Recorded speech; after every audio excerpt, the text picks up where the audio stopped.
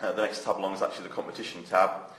This actually shows you the current league positions, number of entries in the league, who's winning, how much they've got within their portfolio in terms of stocks, and how much they've got in their portfolio in terms of cash.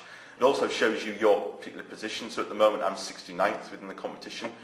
You can scroll these buttons across the bottom of this area in the middle. You can scroll across the, in this case, 9 pages to show everyone within the league. And we always highlight the top 5 and the bottom 5 to show whereabouts you are. Also on this page we've got sub-leagues.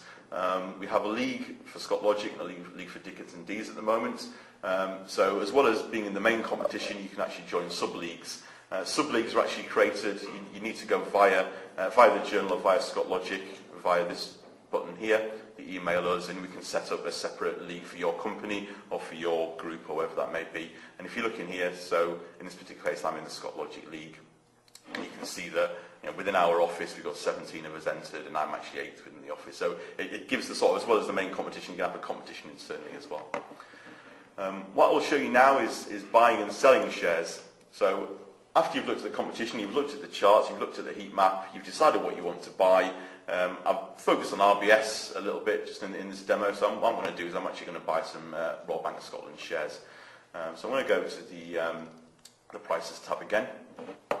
Now I could again just search through this list, or I could actually just go to the trade shares button. I actually know what I want to buy. I could hit any of these stocks in this list and just hit the buy button at the side, or I also get the option of selling if I happen to have shares in that particular company. I'm just going to go to trade. So I'm going to hit the trade button and I'm going to buy RBS again. So let's start typing in RBS. There it is.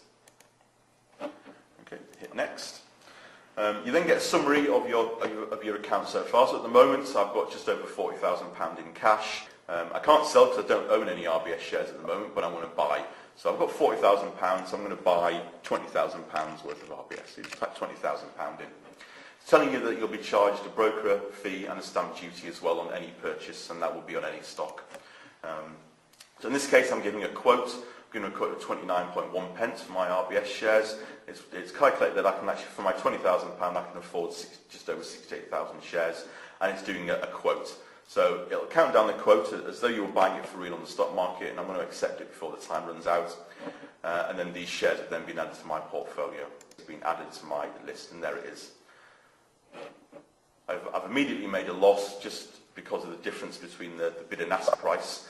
So obviously the price you can sell them at is always potentially lower than the pricing you actually buy them at. So I'm already £68 down, but obviously my hope is that RBS are going to rise. They've done well today. Hopefully they'll continue rising again tomorrow. If I want to sell shares, in this case it's exactly the same sort of process. So I've got Greggs in my portfolio. If I want to sell Greggs, I just hit the sell button from my portfolio screen. Goes in, shows you again an account summary, shows you how many stocks you hold within Greggs in this position, my current position, and then the current stock details.